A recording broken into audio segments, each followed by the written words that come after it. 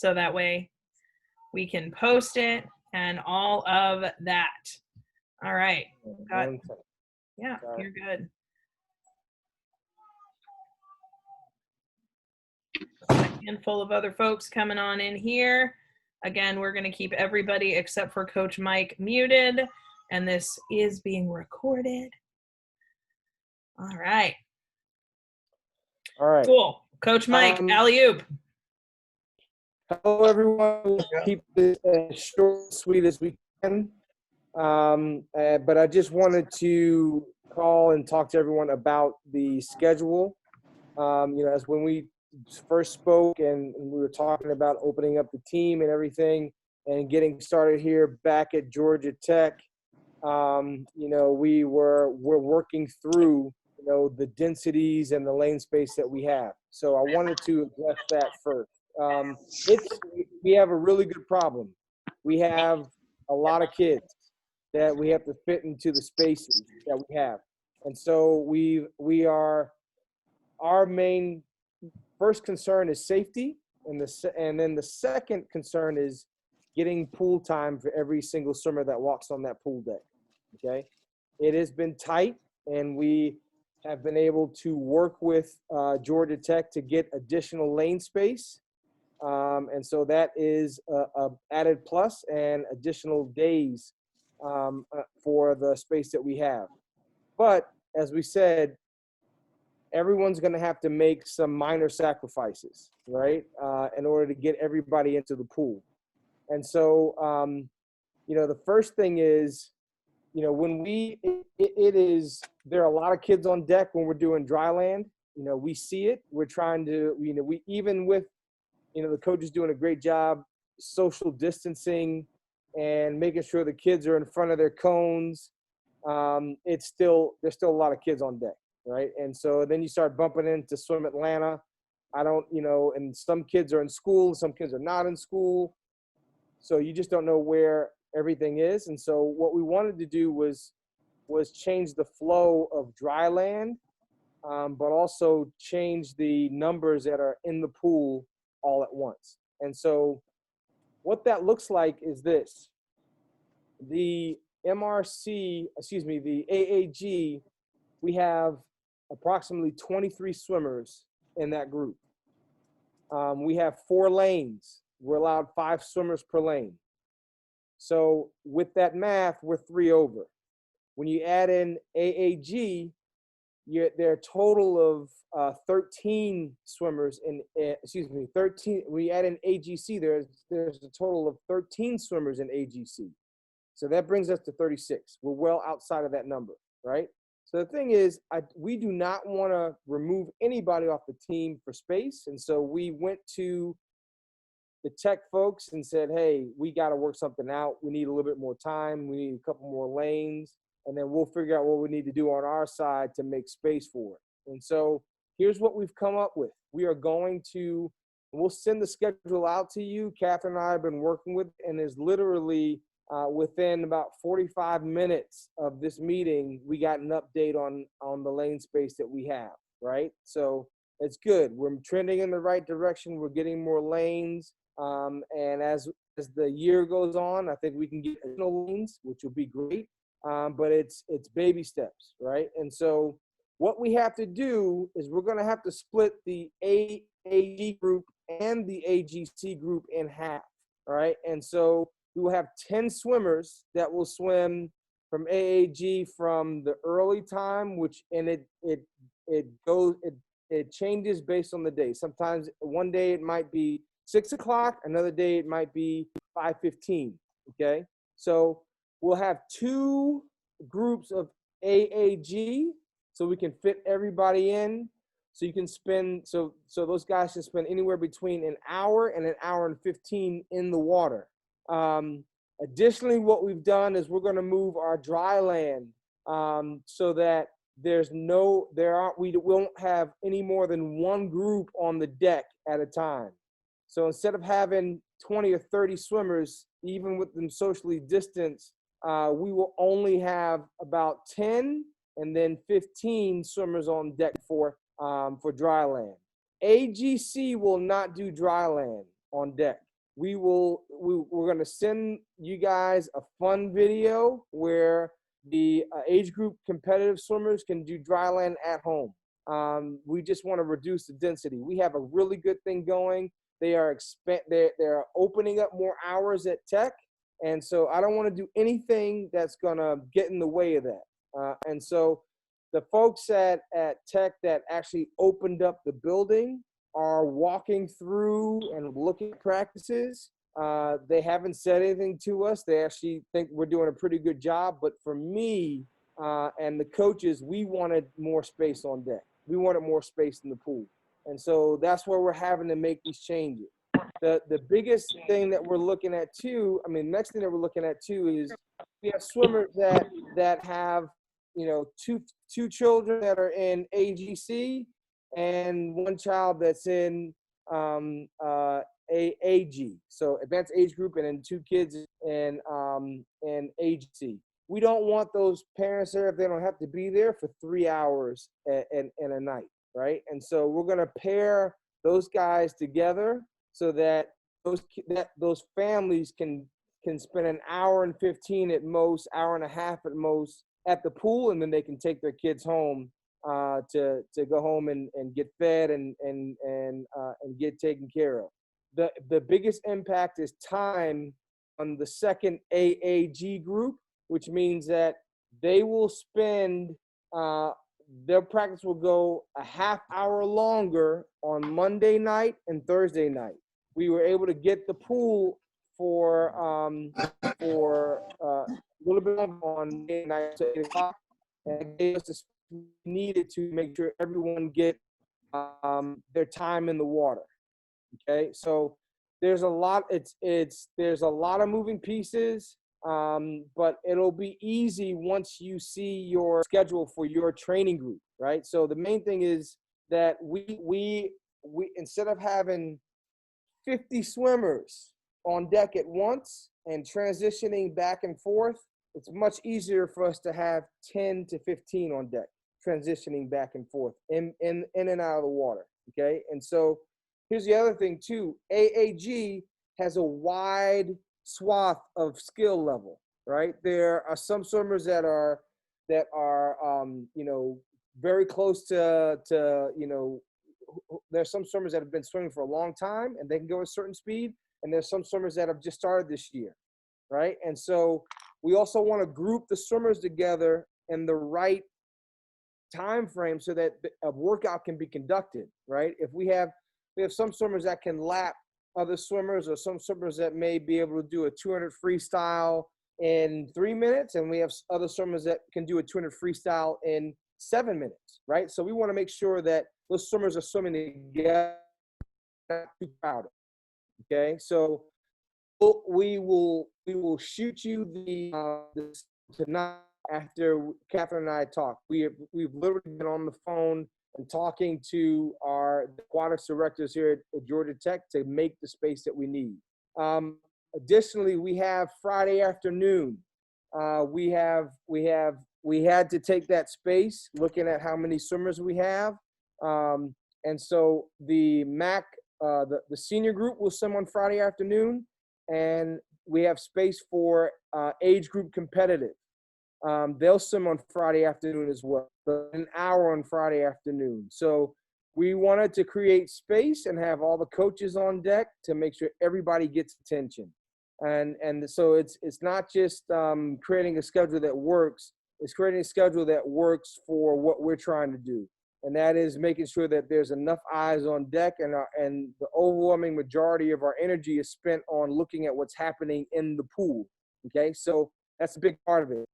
On Saturday, it'll just be MAAC Racing Club, the senior group, and AAG, okay?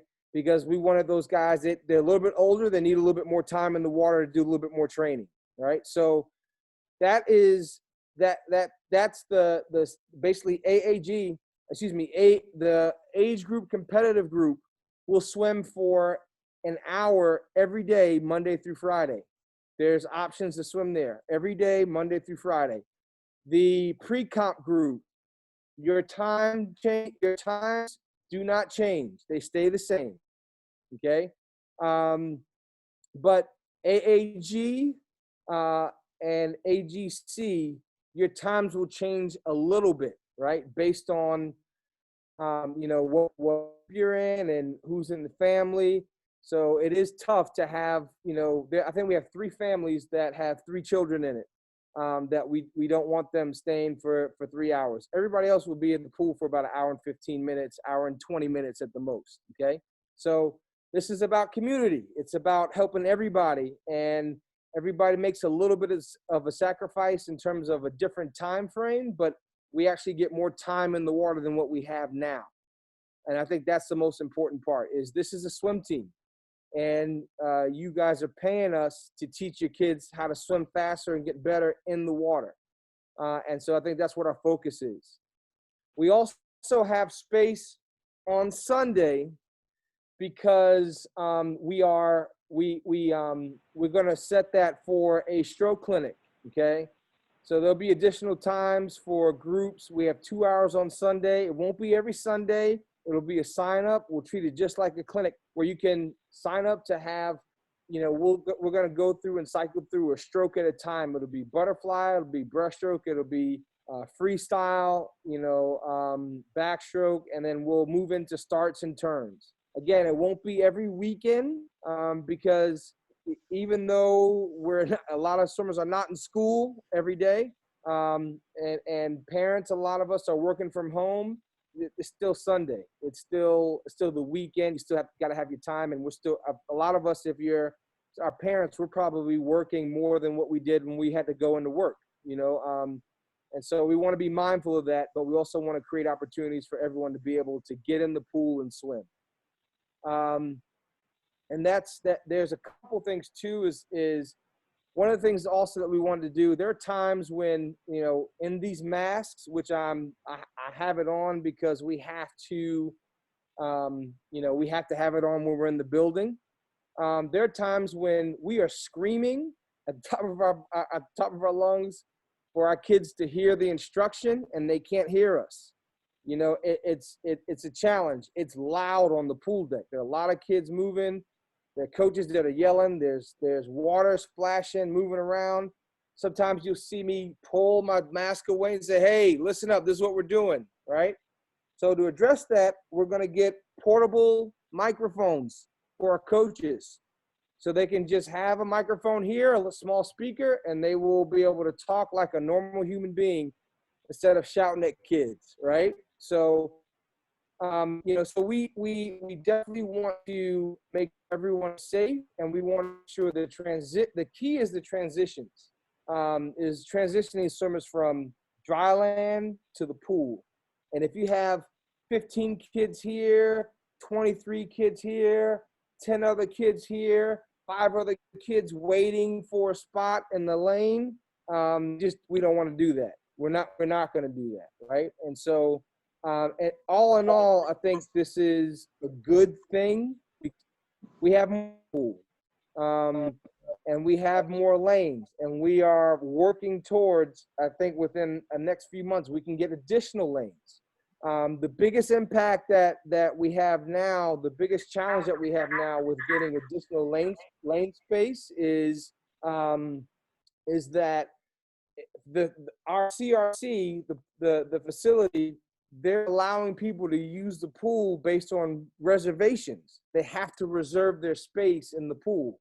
And so each person gets 45 minutes, and then they get a 30-minute time frame where the pool is shut down with those lanes, and they're cleaning, and they're waiting for the next group to come in for 45 minutes. And so it zaps all the time that we are able to get from those lanes. And so as we're doing well, and we're in phase 1, of our process to get back into water and back into normal things, if things keep going well, it allows us to get more pool space. It allows us to, allows them to reduce restrictions to be able to open up more lanes. But right now, this is the paradigm that we're working in, and we're in the middle of a global pandemic. And so we are making the best of what we have. I think we have a really good situation, especially talking to swimmers across the country who are not in the pool yet. The good news is I think a lot of the restrictions that are put in place here at the CRC were put in place after consulting with the athletic department, and we haven't had a positive test from any of our athletes for the last 2 weeks. Folks are getting tested every week. The coaches, I'm getting tested twice a week. They are on top of us. There's hand sanitizer everywhere when we come in the building. But we just wanted to create a little bit more space between our swimmers and give them a really good experience in terms of giving them the attention they need in the water, okay? And so, like I said, we will send out, we do have another survey coming out. We sent one out for our age group competitive parents to where we had, those guys, we were trying to figure out, hey, if you move here, how does it work? And we got feedback from that, and it wouldn't work. So what we can do is work within the hours that we already have been working. So it allows us to keep our swimmers on the team. It allows us to address, the needs in terms of spacing and person density on that pool deck. And then also it allows us to really, coach, which is what we want to do, right? Coach them in the water. So again, AAG will have dry land, but it'll be shortened. It'll be 15 minutes, and the groups will be broken up. AGC, the age group competitive, will not have dry land, not on deck. We are going to send a video. You guys can do that with the little ones. You can make it a game. Honestly, at that age, they can go out and if they're walking in the neighborhood or running in the park, that's enough for that group, right? So that's sort of where we are. I know we're going to have questions, so I'll let you ask away. And like I said, we will get the schedule out to you along with the questions that I know parents are going to have. So with that, we have questions. Catherine, are you at the chat? Or are you Yep, I do have the chat up. A couple of questions that are just kind of general. So I will have my we'll go ahead and email the new schedule once Mike and I, after this meeting, we kind of figure that out. We get that finalized. I'll go ahead and get that schedule sent out via email and then updated in all 4 of the spaces on the website. We will give you a couple of different things in that email, a form for sign up for Sundays. We'll give you a little bit more information about those. We have a couple of updates on parking passes for those of you who have not, sorry, my coworker is deeply invested in MAAC and our COVID safety. For those parents who have not gotten parking passes yet, I'll give you guys some updates there. 2 main questions that we have gotten. We will also do an RSVP for the AGC and AAG groups 1 and 2. So that form, all of this information will come to you via email tonight. Okay, other question that we had. Have we had any MAAC swimmers who have tested positive for COVID? To my knowledge, we have not. Coach Mike, do you have different information? No, we haven't so far, and we just haven't. We haven't had any. We've been going since June, and we haven't had any issues with it. I think the swimmers are now, especially everyone that swim in the summer, and the new swimmers that have come in, they've done an awesome job for being young kids. We have to do a lot of reminding, poking and prodding to tell them, hey, get in front of your cone. Don't get next to it, get in front of your cone. So you'll see us walking around, pointing where you go. So I think we're gonna still do that.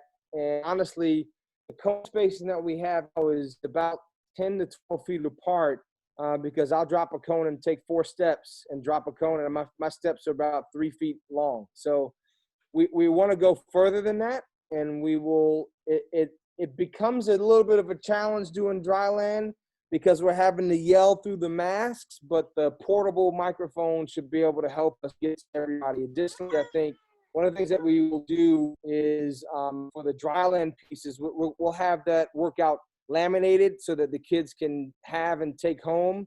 So they'll be able to follow. It'll be the same workout for a few weeks. It won't change. So they can kind of move through the process of the dry land a little bit longer, okay? And then the same is true for workouts. We'll print the workouts now. We were using whiteboards, but that whiteboards are more so something that you use in a normal environment, and we are not in a normal environment. And so even when you print out worksheets, there's a lot of instruction that goes into describing what we want out of a workout. There's a lot of instruction. When someone touches the wall, we have a lot of kids that are coming in. So if we're on one side of the pool, you have anywhere from 8 to 12 swimmers hitting the wall that we're all trying to, discuss and say something to within 5 or 10 seconds about what they need to do to address and fix their stroke. And so they have to be able to hear us. And so I think this is a good solution for what we have. But it is, I can't stress enough how hard it is for everyone to hear on deck. The pool is just a loud place. Water splashing, kids are making noise. There's music a lot of times, so we are having to yell, and we just want to do it in a safe way so nothing escapes the mask. Yep, and then last two things here, Coach, we do want to address. We had a question about how are parents alerted if we do have a MAAC swimmer who tests positive. Parents, I can answer this one just so you know. We have an app that links to our website with our registration that our coaches keep roll and keep track of. If we have a swimmer who tests positive, the coaches are asking, we would ask that you obviously let us know. That was actually, as you registered, letting us know was in one of the liabilities that you signed. And then in that case, we'll kind of do not contact tracing per se, but if that swimmer was exposed and test positive, we will let all of the swimmers who also attended practice that day, both before and after, when that swimmer, will let you guys know as soon as we hear about that positive test to take those quarantine steps. And we are following the Georgia Tech CRC protocol for that. That's not a MAAC design thing. We're going to follow that. And then another thing that's been brought up, parents, just as a reminder, yeah, that's how cranky we get if you are sitting in a stand not wearing a mask. So please make sure that you guys are keeping those masks on as well. It is policy for Georgia Tech. We as a swim team can get in trouble with the aquatics director if our parents are found not adhering to that protocol. If you do feel like you need to take your mask off because you've been sitting for a while, we ask that you get up and that you leave the building and that you head outside and take that mask off. And then we've got a couple of other questions. Mike, what is the CRC? If, let's say, somebody from Swim Atlanta tests positive, how will the CRC and the aquatics director let MAAC know about that? Maybe you can answer that question. Yeah, so the CRC, we all sign waivers when we not waivers, but basically agreements, so that if anyone on our team does test positive, we are bound legally to inform the CRC. We will. And so same is true for any user group using the facility. So if someone does test positive, then it is on those CRCs. It is the whatever user group, if it's scuba diving or whatever, if they have to inform the CRC to let them know, and then we get notified and we take steps. They'll let us know the date and the time that the particular swimmer was at the facility. And so that's what we can do. There are certain HIPAA laws that limit us and being able to tell us exactly who the swimmer was at COVID. We can't do that. We don't have that ability. But what we do have is the ability for the CRC to let us know we have a positive test, right? And so even within Georgia Tech for the swim team, we had to. We know that if someone does test positive, if a swimmer were to test positive, they're automatically quarantined in a different dorm. So if they're not showing up at practice, we know that person had a positive test. And in our situation, we're able to say, hey, this particular swimmer in this dorm room with this training group had a positive test, and so everyone has to be tested. So we have had swimmers that were around someone, or they went to a party and they thought that somebody at the party tested positive. So all 7 swimmers were put in quarantine for 14 days. None of them tested positive, but that was just a measure that they took. But within the CRC, we are limited to what the CRC can give us in terms of information. Their team, it's in their best interest to report, but we can't compel, if we don't know if there's a test or not, if they don't let us know, that's the only challenge. But if there is a positive test, they do have to inform all the user groups at the facility, and then they'll take steps from there. We have not had a positive test yet, and one has not been reported so far. And based on the fact that they're opening up the other pool and expanding the hours after Labor Day is a good sign that things are going pretty well. Awesome. Thanks for that. The other kind of questions that we have coming in. Yes, different protocols. You are totally right. If you have been on the pool, you have probably on the pool deck or in the stands, you probably realized that MAAC is killing it in the best way possible. We're doing a great job following the protocols, and there are other teams that are not. The lifeguards and the CRC staff are ultimately responsible for doing that. And we here at MAAC are going to continue to uphold those standards and do everything that we can because like Coach Mike said at the beginning of our meeting, the safety of our swimmers is absolutely paramount. So yeah, we definitely don't want our team to be penalized because somebody is not doing something that they should be doing. So that's why we are continuing just to have meetings and conversations with all of our parents. So you can be encouraging other parents that you see, MAAC or otherwise, to be following the rules. Yeah, I mean, and even I saw there was a question in here about what to do if another parent isn't wearing a mask. I mean, hold each other accountable. You know, I think that's the only way. We are focused on the pool deck. We're looking at what's happening in the water, and we're trying to organize the kids on the deck. You know, with all the kids that we have transitioning, sometimes I have to remind the coaches, hey, make sure everybody's spaced out apart. Make sure you're doing that. I think parents, I'm going to leave that on you to be able to remind each other in the nicest, most civil way. Hey, you got to put a mask on. You know, so that's I think the key is nicest and most civil way that you do that, right? And I've had conversations with CRC with and for those of you, I'm using acronyms. It's the CRC stands for Campus Recreation Center here at Georgia Tech. So there's a whole staff that's in charge of that. And I've had a conversation with the CRC about the other team down the pool deck, how they are not wearing masks. They are grouping together in bunches. And so that's something that we've been talking about, like, hey, you know, stay on them and make sure they're wearing masks. And so it's just getting the lifeguards involved. And we talked about that today. So hopefully we'll see a little bit more force on that side. And I think we're going to make things easier. Again, the group that was responsible for getting the CRC back open has already walked through and watched our practice probably 4 or 5 times and had nothing but good things to say about it. You know, this is not something that's being pushed on us from the CRC. This is me looking at it from the standpoint of let's make this better. I think we can improve on this. And the ways that we talked about, making it safer for everybody involved, but also getting great coaching for everybody involved, right? We want kids in the water.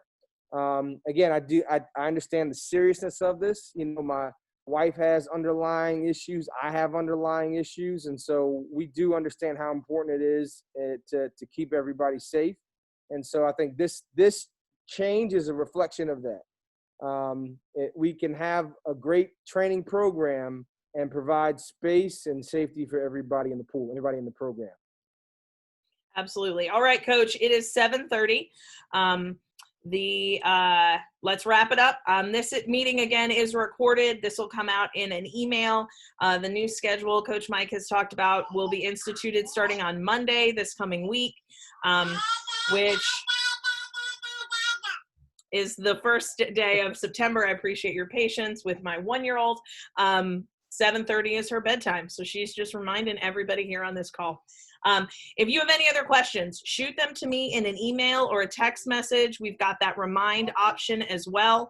Those all come straight to me. I am working closely with Coach Mike. We talk to each other all the time. So let me know if you have any questions. We'll get everything as clear as we can out to y'all tonight. But we appreciate you taking some time this evening. Adios.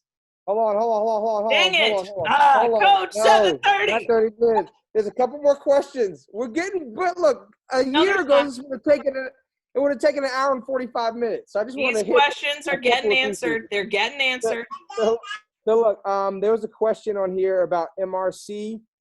We're going to give you off on Wednesday, MRC. So midweek, you're going to take the day. And the reason why is we could not, looking at it, getting everybody in the pool on Wednesday, MRC would have a long enough workout to make sense to come all the way down the deck and swim.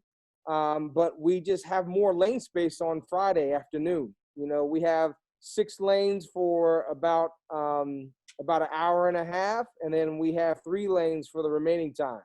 So that gives us the time in the water that we need. It gives AGC the time in the water that they need, since we're pulling them out of Saturday. And then on Saturday, MRC, they get the 2 hours, and then they get an hour, and then AAG gets an hour and a half. And so it allows us to space. And there's another question. Hang on one second. Do you know what CRC is using to make decisions on expanding access? Yes. One, it's positive cases. I will tell you, there are 251 cases on campus, and about 220 of them are from Greek life. So Greek life, there's one frat house in particular that was shut down. They've quarantined the entire frat house, and that's our biggest concern on campus is the frats messing up. Like I don't know what they're doing. We saw them outside, bench pressing and drinking beer at the same time, not wearing masks. I don't know how that goes together, but so that luckily that's away from us, and CRC has such tight protocols. I mean, they're taking your temperature checks. There's hand sanitizer everywhere. The masks are key. But really, it's the university. If the university is doing well and social distancing, and I mean, every building here, you have to wear a mask. If we're not having clusters and spreads of everything, then we're good. It allows us to progress. And so far, we haven't had any issues. We haven't had anybody reporting. Everything's been good so far. And like I said, Georgia Tech, we're advised by Emory and the CDC. And so our chief medical officer we have about 300 kids cycling through the weight room for the last 6 weeks, and we haven't had a positive test in 2 weeks. Over the course of summer, I think we had 7 positive tests on the football team, but that's pretty amazing considering they're using, the same equipment and everything. So I think we have it good, because there are places like NC State, they shut down, athletics. UNC shut down some athletics. There are a lot of places that are not doing this right. And we have, the Institute has a lot of things in place where if you can opt in or opt out, and if you mess up, they will send you home. We have a swimmer that we may have to send home on Georgia Tech because they don't want to wear a mask. Well, guess what? You can't participate if you're not going to follow the rules. That's it. So, so Wednesday will be the day off. And what else? Yep. All the coaches will still be present for all the group practices. All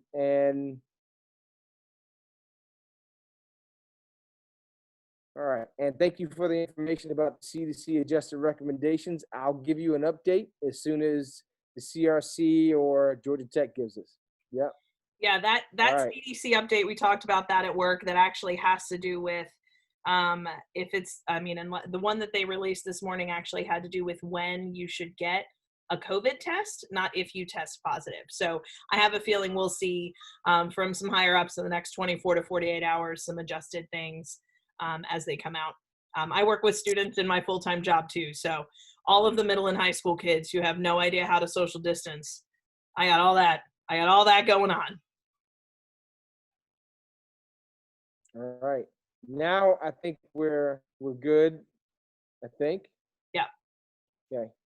But All right. six minutes over. And again, questions, shoot them to me in the Remind app, shoot them to me via email.